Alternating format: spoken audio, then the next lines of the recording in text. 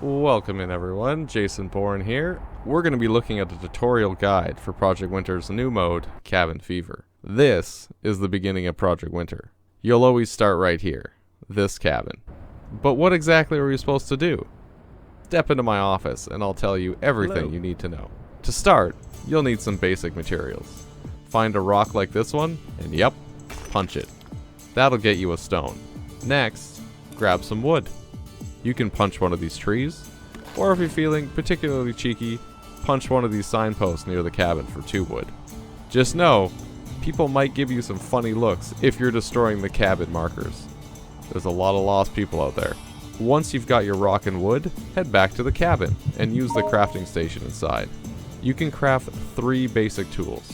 The axe for chopping wood faster, pickaxe for mining stone faster, and the sickle for harvesting berries and herbs more efficiently. And just like that, you've got your first weapon. Now, let's look inside the cabin.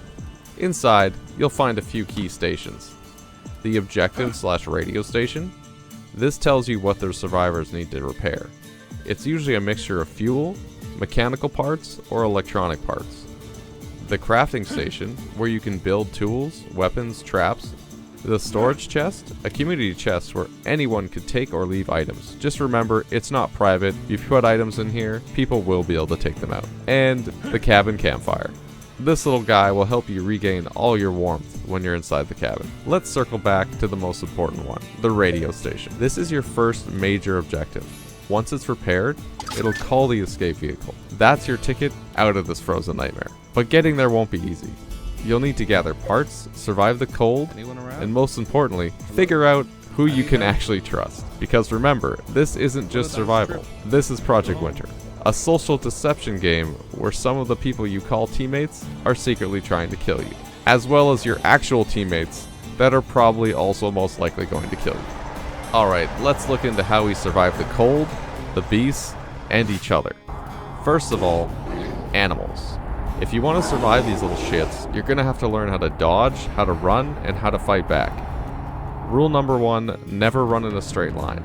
Wolves see someone sprinting straight and instantly transform into heat-seeking little missiles, flying through the air to take a bite out of your ass, over and over again. If you can't run, or you're feeling particularly brave, or dumb, spam your attack. Wolves hate being hit. Every swing you land will stagger them and buy you an extra second to act. Rule number 2. Never stand in front of a bear. They turn into professional boxers and will shred anything unlucky enough to be in front of them. If you have to fight one, do it slowly and from the back. Giggity. And maybe, just maybe, you'll turn him into this guy. Now, not all bears are brown. Some are white. But you're wrong. That's not a bear. That's a godless killing machine. If you see it, run. Don't look back, just run. Alright, next up, we have surviving the cold. That little bar that's slowly ticking down, yep, that's your warmth. And once it's gone, so are you. Here's what helps, and here's what hurts. Water, bad. Burn. Blizzards, bad. Burn. Cabin fire, good. Campfire, also good. Vodka, it can help you out in a pinch. Any building, they're alright. It'll drastically stop your warmth from decreasing, but it will not make you warm, unless you're in the cabin. Now, if your campfire does go out, toss some extra wood in there. Or if you're feeling a little spicy, a little fuel. Just don't tell your friends what you're burning. Give them a little surprise. Now, the final and most important part of survival. The other players. Motherfucker. And I don't mean traitors, I mean everyone. Every player you meet is a potential psychopath. So trust carefully. And remember, if you don't trust someone, you can at least just have them exiled. Let's talk about movement first. Running without an item in your hand makes you faster. Running with a weapon in your hand, or any other item in your hand, makes you slower, even if you're not swinging it. So if you're trying to escape someone, go to an empty inventory slot and run away. If you're chasing someone, you'll want to chase them empty-handed until you're close enough to hit them. Additionally, stimulants that you can find in crates or the Traitor airdrop make you faster for a short while. But there are drawbacks. After the duration runs out, you are much slower, so use them wisely. Now, everyone starts with 1,000 health, but the amount of damage you deal varies on how long you charge up your swing. Small hits means small damage with a short slowing effect. Big hits mean big damage with a longer slowing effect. 3 or 4 big swings usually knock someone down. When you're knocked down, a timer will appear above your head. If someone keeps hitting you, it will definitely drain faster. The traitors have a bit more of a stealth approach, where they can quietly bleed you out. This won't make any noise until you die. If you're lucky, a survivor might revive you before the timer runs out. And other than the emotional trauma, there are no permanent penalties for this. But if not, you die, and then you become a ghost. As a ghost, you're not useless, you're just mostly useless. You can briefly warm nearby players, you can feed them, however this is useless in cabin fever as you don't have a hunger bar. You can heal them, or you can reduce their warmth. And lastly, you can pick up and drop items, which can be handy from time to time. Now for the fun roll, the Traitor. Let's look at Traitor crates. You'll find these black crates scattered all around the world. They're loud when opened, loud enough to draw a crowd, so if someone catches you next to one, congratulations, you've just been outed.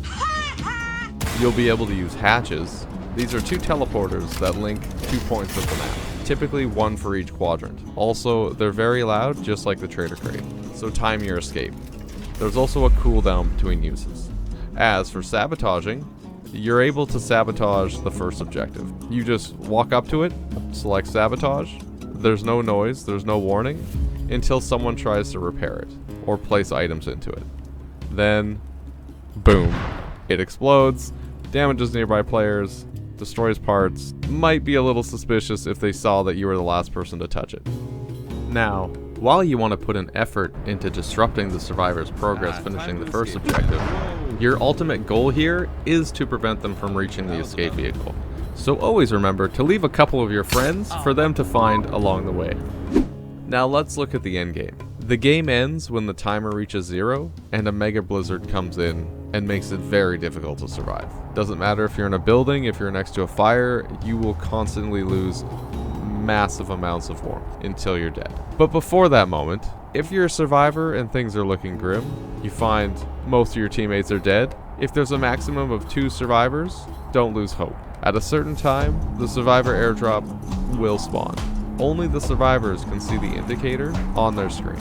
So that means, if you're in a group of 3 or more, 1 or 2 of the players in that group are being dunked deep in that sweet, sweet marinade. And you should probably start questioning the intentions of the people around you. Inside, you'll find supplies, parts, meds, and yes, guns. Lots and lots of guns. But even if that can't save you, and the Mega Blizzard does hit, there's one last chance. The escape pod. Everyone can see its location, and everyone's going to be sprinting towards it. If the traitors reach it first, they can sabotage it and send you to a fiery death.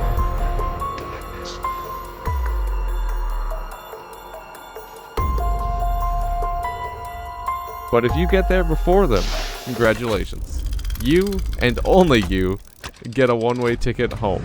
So be ready to defend yourself, as it's pretty much a free-for-all to get into that red pod. Now, if there are any other aspects of this game you'd like to find out, feel free to comment below and I'll be able to answer your questions. Well, that's all. I hope this will help you survive, and good luck out there.